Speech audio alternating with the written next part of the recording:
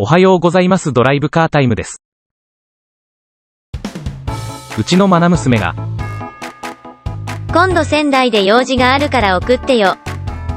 久しぶりのマナ娘からのお願いにノーと言えるドライブカータイムではありません。どうせなら親子3人でフェリーで行く。でもフェリーって酔いそう。そんなことないよ。ハンモックで揺られてるみたいな感じで気持ちいいよ。適当。じゃあ行こうかな。お願い。あと、友達と遊んだら高速バスで帰るから。お父さんとお母さんは、そのまま旅行を楽しんだらどう？このように言われると頭の中は旅行のことでいっぱいです。仙台のお友達と会う約束はいつ？6月30日。じゃあ1日前について宮城観光してから会うなら1泊一緒に泊まる。わかった。私牛タン食べたい。そんな会話があったかなかったかわからないですが、6月28日の朝、山陽自動車道小道線の起点、神戸西インターチェンジからスタートします。さあ、まずは昼ご飯を食べに四日市インターチェンジまで、レッツラゴー。山陽高速道路から新名神、そして名神か京滋バイパスか空いている方を走り、新名神を通って四日市インターチェンジに向かいます。山陽道から新名神に入り、高槻ジャンクションを出ると大山崎ジャンクションがあります。大山崎ジャンクションはとても難解なジャンクションです。最初のチェックは左右のルート選択です。今の表示で何も表示がないので、名神、京滋バイパスを通る場合どちらでも基本問題はありません。今回はそのまま名神を走ろうと思います。右ルートは大山崎ジャンクションをスルーするルートです。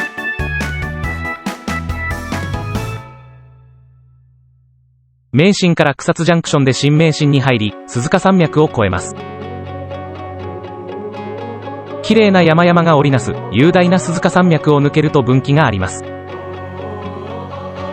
亀山西ジャンクションです。ここから東名阪で四日市に向かいます。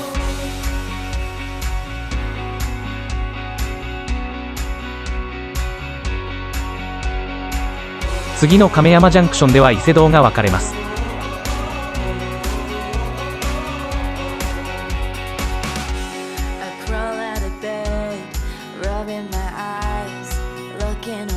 この亀山西、亀山ジャンクションも意外と間違いやすいので注意しましょう。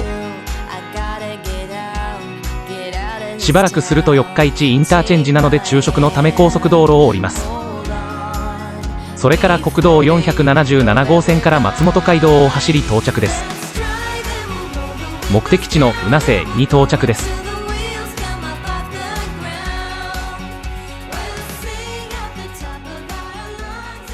三重県四日市市にある宇那生は100年以上続いた老舗である川八から受け継ぎ、継ぎ足しで作るタレと職人の技で丁寧に焼き上げるうなぎが自慢のうなぎ屋さんです。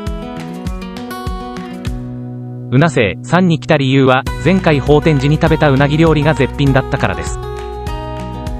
その時も相方と来ましたが、今回はマナ娘に食べてもらいたいと思い名古屋港に行くついでに四日市の宇那生さんに立ち寄りました。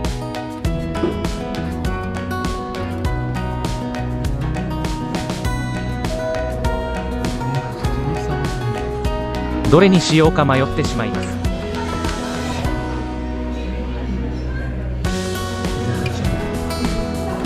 す。そして選んだメニューは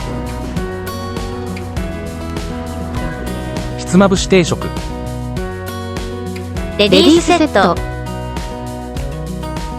お父さん大好きとは言われた気がしました。すごく美味しいとは言っていました。今からフェリーターミナルに行くと早すぎるので、フェリーターミナルの近くで観光しようと思います。南極観測船富士を見に行きました。いました。タロとジロとドライブカータイム。気のせいでした。タロとジロの像です。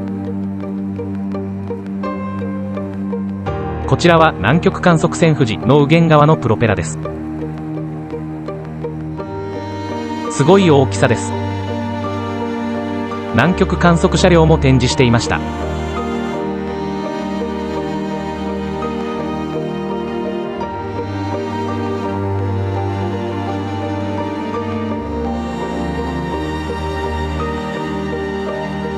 南極観測船富士の中は本当にたくさんの南極観測に関わる展示物があって楽しく勉強できました。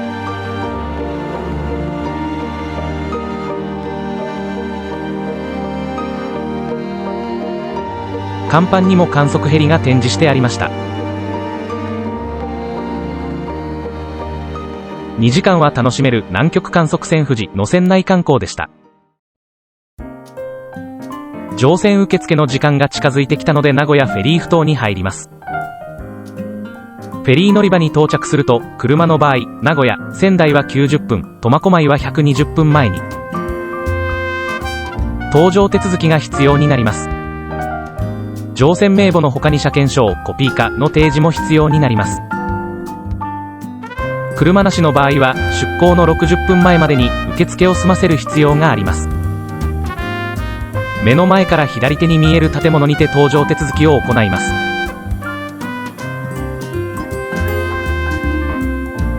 本日の名古屋からの乗船は多かったみたいで駐車場の待機スペースがいっぱいです。やむを得ず敷地内の空きスペースを探します。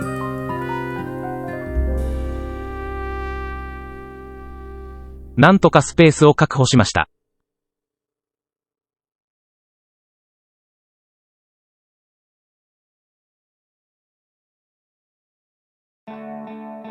搭乗手続きが終わると案内に従って車を待機スペースに動かし待機します。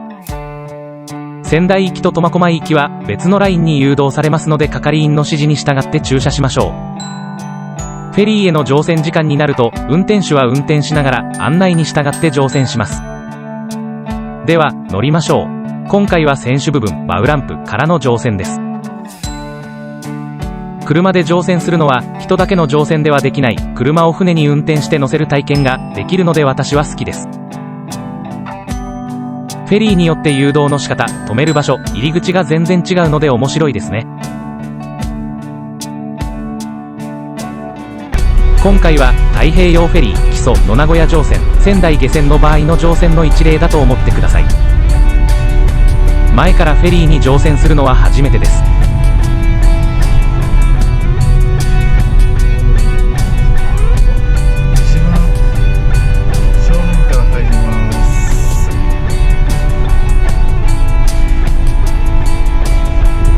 なんかホワイトベイ丸に格納されるみたいですね。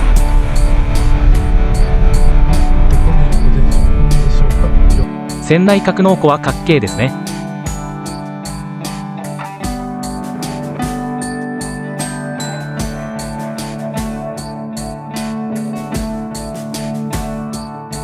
どこに誘導されるのでしょうか。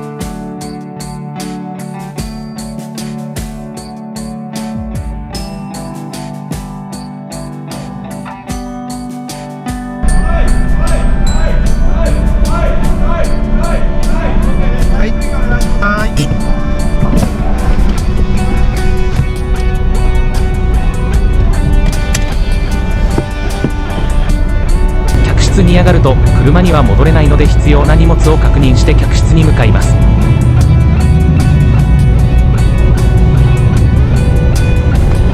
準備ができました。客室に向かいましょう。客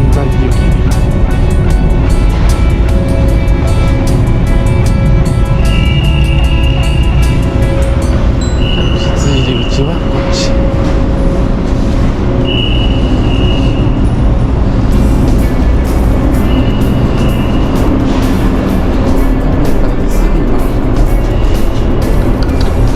2号エレベーターの3デッキです。忘れないためにも横のカードは持っておきましょう。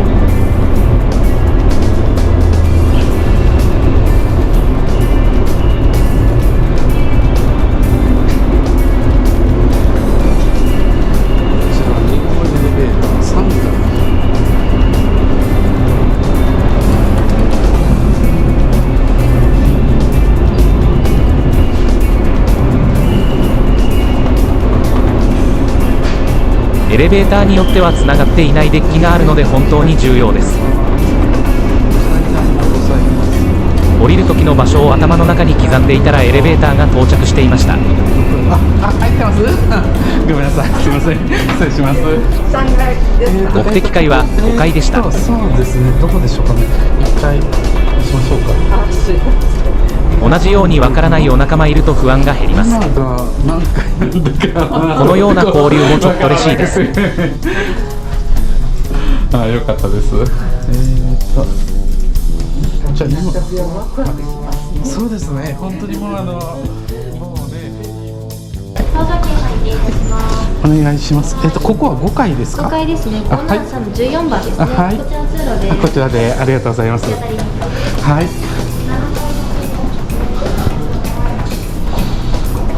ちょっとした案内が助かります。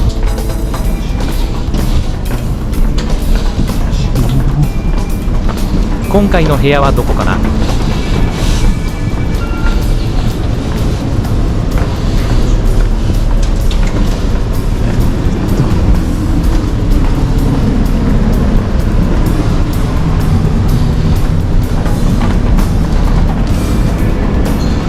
ありました。 B 寝台の573の14。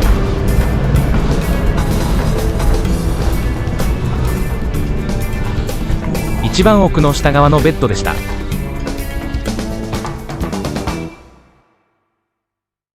ゲームコーナーです。面白いゲームはあるかな？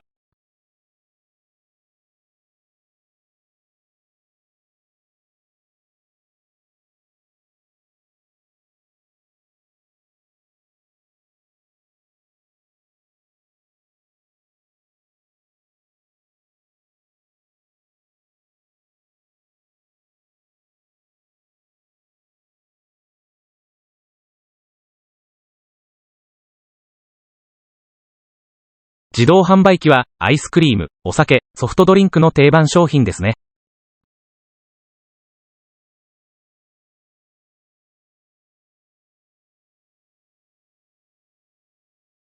右側には乗船した有名人のサインが貼っていました。いつかドライブカータイムのサインも書きたいものです。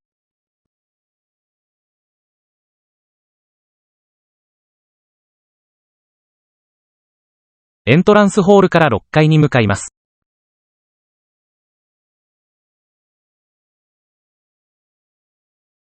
6階は階段を上ったところに広々としたロビー空間が広がっています。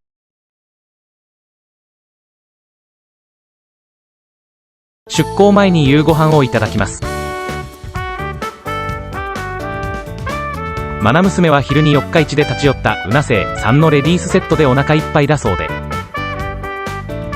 夕食は相方と2人です。バイキングスタイルのレストランなので思う存分お食事ができます。営業時間は18時から20時です。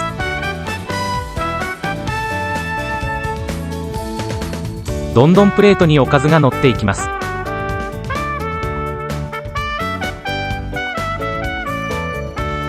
アイスクリームは違う場所にあるので注意しましょう。気づいたのは食事後だったので食べ損ねてしまいました。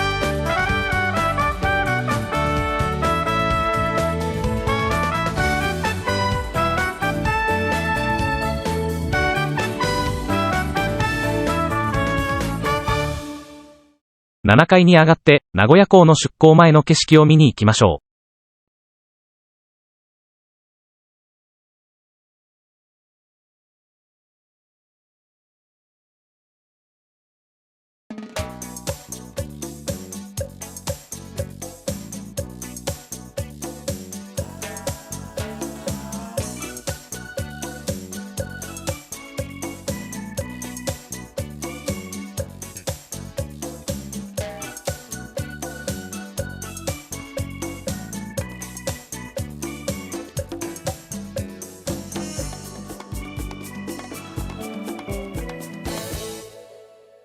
では外に出ます。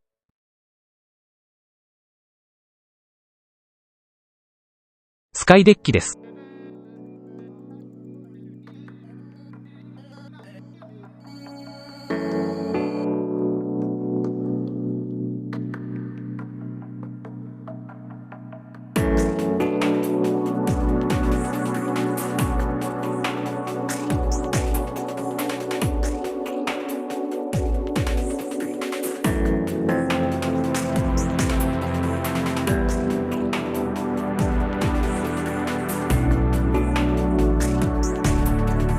夕方出港のフェリーで天気が良いと最高の景色を見ることができます。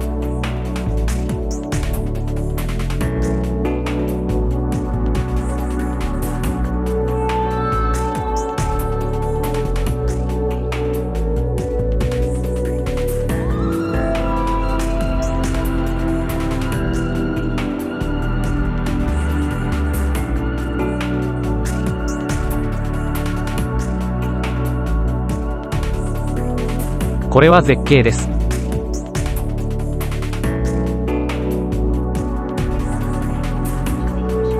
豪華なクルーズ船に乗っているような感じです。乗ったことはありません。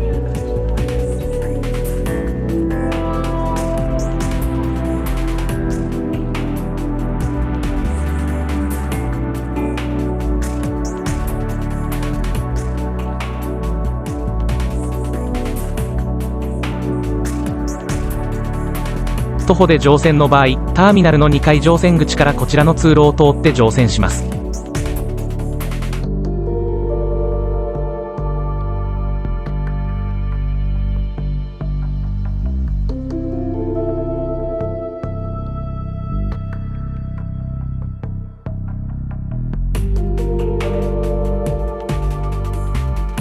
今回乗りました太平洋フェリー、木曽はどのような船でしょうか。2004年に就航した2代目木曽は全長は巨大船に該当しない限度いっぱいの 199.9 メートルに作られています。航路の特性上、昼間の時間帯も航行することから可能な限り船室を海側に配置し展望を確保しています。木曽は南太平洋の調べをデザインコンセプトとしています。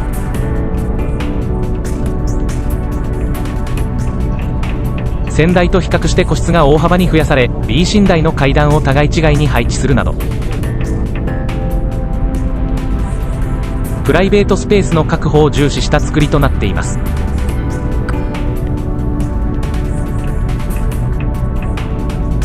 またバリアフリー対応として一等洋室 S 寝台に車椅子対応の客室が設けられ、船内の廊下等も車椅子での利用を前提として設計されています。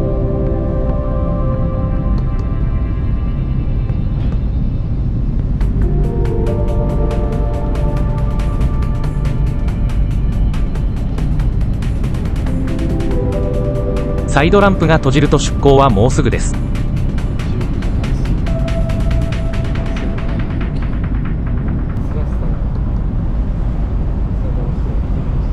スタンスラスターが元気に始動し、ゆっくりと港から離れていきます。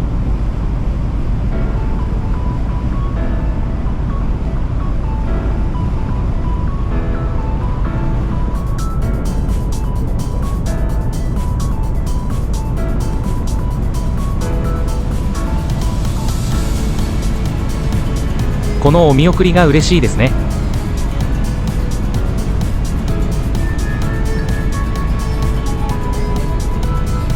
では仙台まで行ってきます。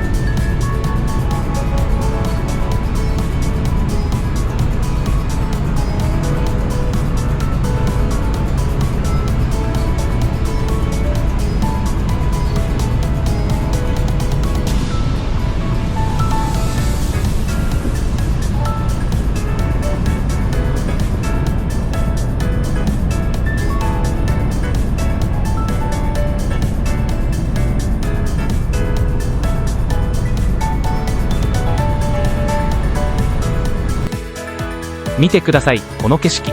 自然な景色もいいですが、ファンネルと夕日最高です。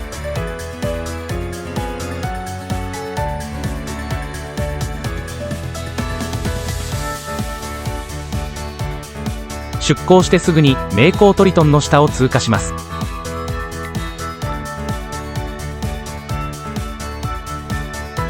名港トリトンは港中央を横切る伊勢湾岸自動車道に架かる3つの橋の愛称です。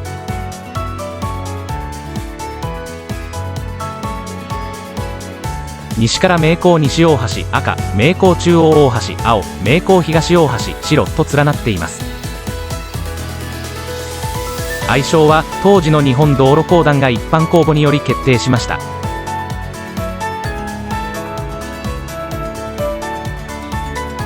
ギリシャ神話のワタツミポセイドンの息子がトリトンという名前というのと、その姿は半信半疑で嵐で難破した船に飛んできて三叉草を振りかざし波を沈めた海の王子の名前と、トリトンの鳥は3を意味する窃盗語が名前の由来だそうです。名港西大橋の桁下空間が38メートルなのは名古屋港と苫小牧西港を結ぶカーフェリー。石狩基礎マスト高さ36メートルが最大船舶と想定され、2メートルのゆとりを持たせた38メートルが決められました。ではゆとりたっぷり2メートルの名港トリトン赤をくぐるところを見てみましょう。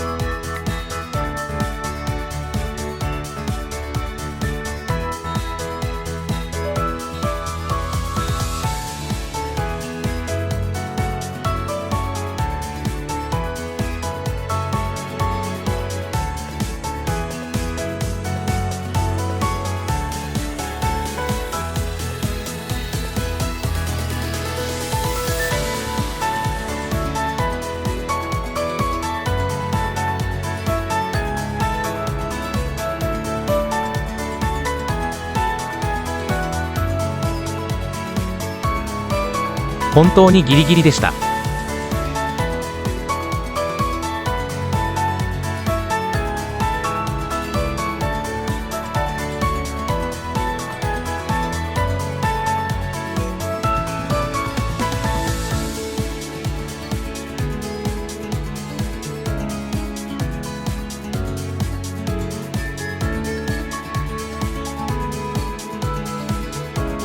では広大な太平洋に出港です。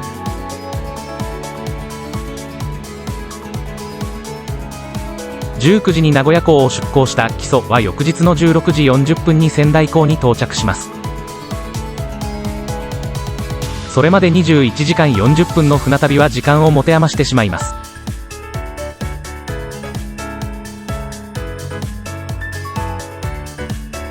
お金に余裕がある人は24時間船内 Wi-Fi1078 円が申し込めば利用、クレジット支払いのみできますが、今回の旅は3人旅なので先立つものがないので利用しません。基礎の場合 Wi-Fi エリアも狭いので注意が必要です。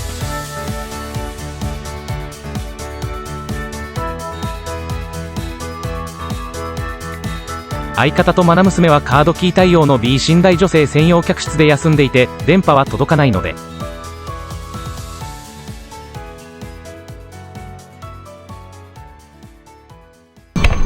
時間を持て余していたのでちょっと遊んでみました。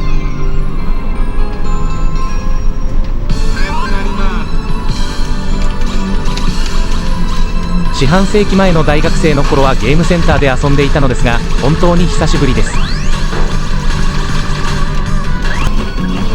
では私のレバーさばきを少しだけご覧ください。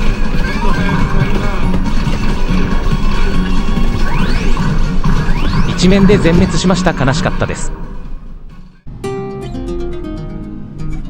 陸からの電波はわずかしか届かないので OA コーナーマルルーでオフライン中心に先日撮影した動画の編集をしていました。この編集した動画は限界に挑戦西日本グリーン切符5日間の旅でアップしています。このシリーズをアップしたことで現在使っている動画編集ソフトフィモーラの使い方が分かってきました。第1回と最終回で全然違う感じになっているので中年のおっさんでも頑張ればこれぐらいの編集ができる。やってみようかなと思っていただければ嬉しいです。私と一緒にレベルアップしていきましょう。動画編集始めて1ヶ月ちょっとですが、チャンネル登録していただければ、今からビッグになるおっさんの成長物語も楽しめると思いますよ。ちら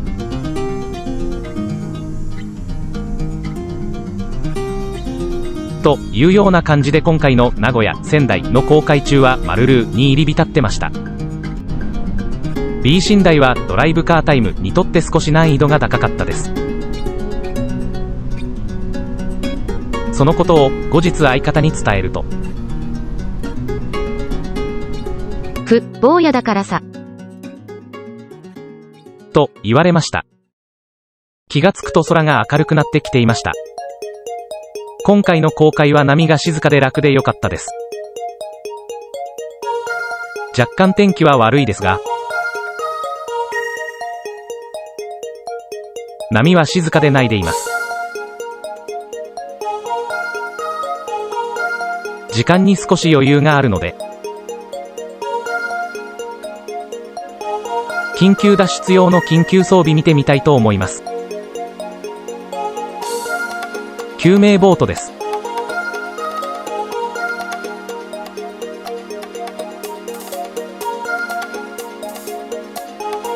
膨張式救命いかだです。救命ボートを軽視して乗船人数分の半分程度しか用意していなかったために、大勢の犠牲者が出たタイタニック号の沈没事故を教訓に、現在の船舶では本船乗員乗客数以上の救命ボート定員確保が義務付けられています。脱出用シューターです。飛行機についているようなものでしょうか。こうして撮影していると気がつけば朝日が昇っていました。夕日も綺麗ですが、朝日も綺麗です。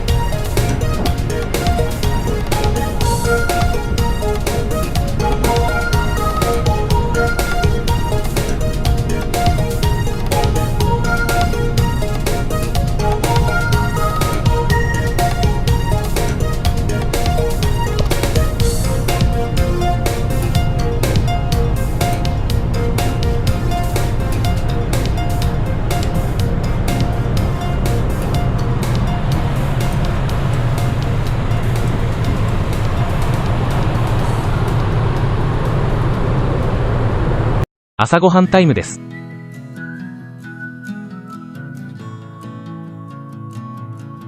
レストランタヒチは朝7時30分から9時の営業です。朝ごはんは晩ご飯より1000円安い1100円です。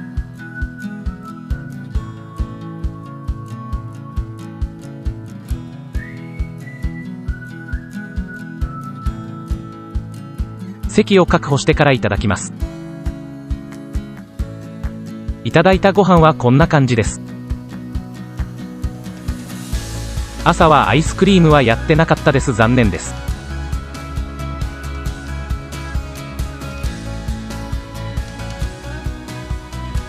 食事を終えた時によく見たらローズルームでした。宴会時に使われる部屋ですが、お客様が多いと開放されるみたいですね。食事を食べたらちょっとマッサージチェアでゆっくりしていきたいと思います。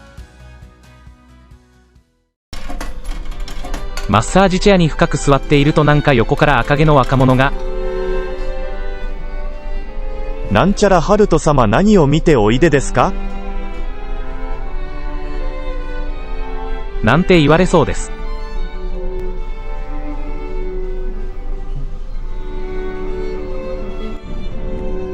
私が進んでいるのは太平洋の大海です。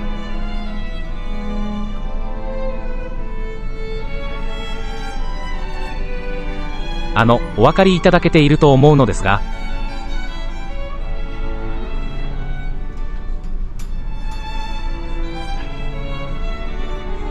コスプレしたり帽子をかぶったりしたいわけではありません。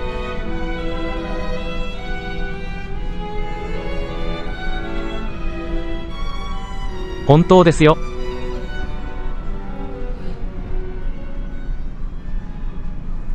時間にゆとりがあるので外の様子を見てみましょ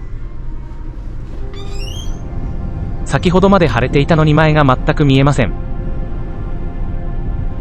残念ながらドライブカータイムの頭では海の天気の変化について説明できる理解力はありませんでした。申し訳ございません。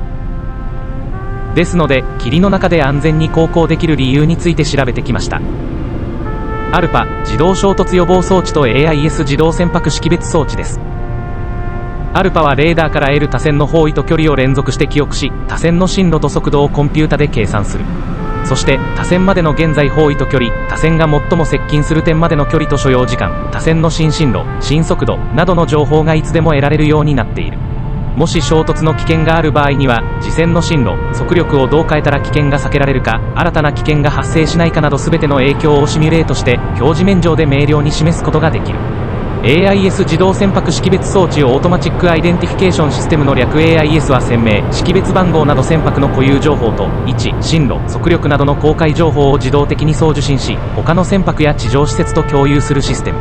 船舶の衝突を予防し、安全で効率的な航海を支援することを目的とする。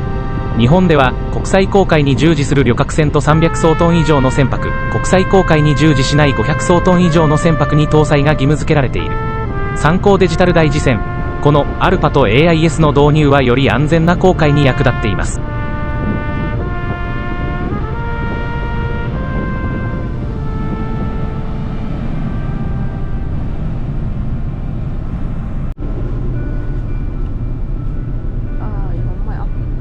天気が心配だったのですが、徐々に霧が晴れてきました。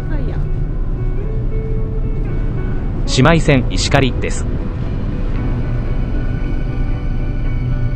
2011年に就航した石狩は、先に建造された基礎の準同型船で、推進システムについては基本的に前船を踏襲していますが、主機が直列9気筒から V 型16気筒へ変更され、振動、騒音がより軽減されています。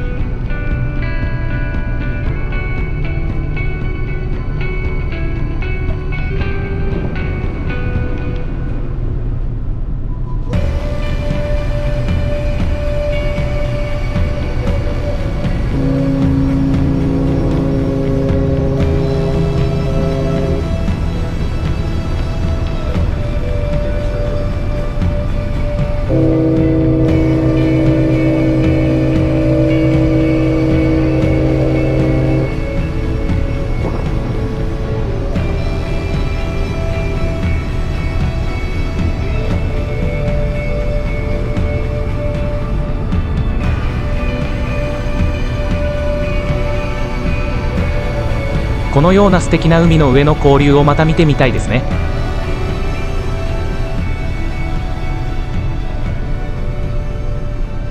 さようなら石狩、また会う日まで。気がつくともう旅の終わり。名古屋仙台間太平洋フェリーで 770km21 時間40分の旅ももう終わりです。ゆっくりと仙台港に入港します。仙台港のガントリークレーンは大迫力ですね。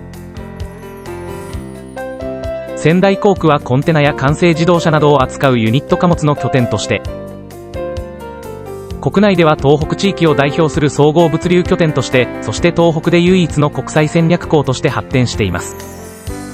大きな輸送船が仙台港に停泊していますね。富士トランスの国内輸送船熱田丸が停泊しています。近海輸送限定で乗用車927台プラスシャーシ150台の積載能力を誇っています。航海速力 23.40 ノットの国内最大級の高速貨物船です。そろそろ下船の準備をするために戻ります。下船の準備ができると運転手は来た時に乗ったエレベーターと同じところに向かいます。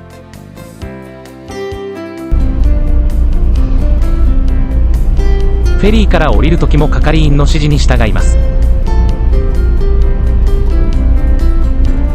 今回乗船した太平洋フェリー木曽は車に乗っての下船は運転手のみになります。同乗者は上の階の搭乗口より歩いて下船になります。同乗者はフェリーターミナルの入り口で待ってもらいましょう。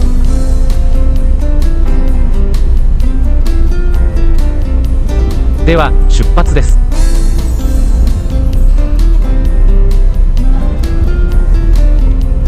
はい、仙台に乗船時と違いサイドランプからの下船になります。お邪魔しました。ゆっくりとスピードを落として運転します。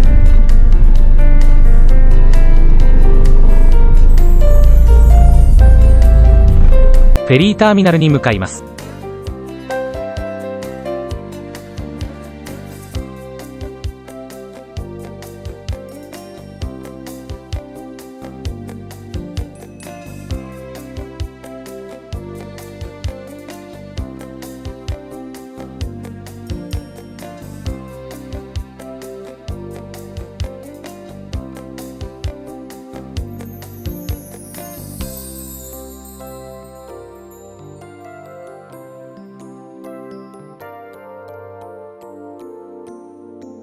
無事に合流できました。お待たせしました。相方、マナ娘。お疲れ様。お父さんありがとう。船旅は疲れた。まだ地面が揺れてるかな。晩ご飯は今から食べれそう。大丈夫。調べたんだけど、近くの牛タン屋さんはイオンの近くにあって。こうして今回の神戸出発、太平洋フェリー木曽で行く。名古屋仙台21時間40分の船旅、車での乗船ありはここで終了になります。今から仙台での滞在や松島での観光、限界に挑戦、日本本州最東端を目指せなど、ドライブカータイムの ZC33S でのドライブ旅動画はまだしばらく続きそうです。次の動画の更新もできるだけ早く編集してアップしたいと思います。ぜひこれからもドライブカータイムをよろしくお願いいたします。ご視聴ありがとうございました。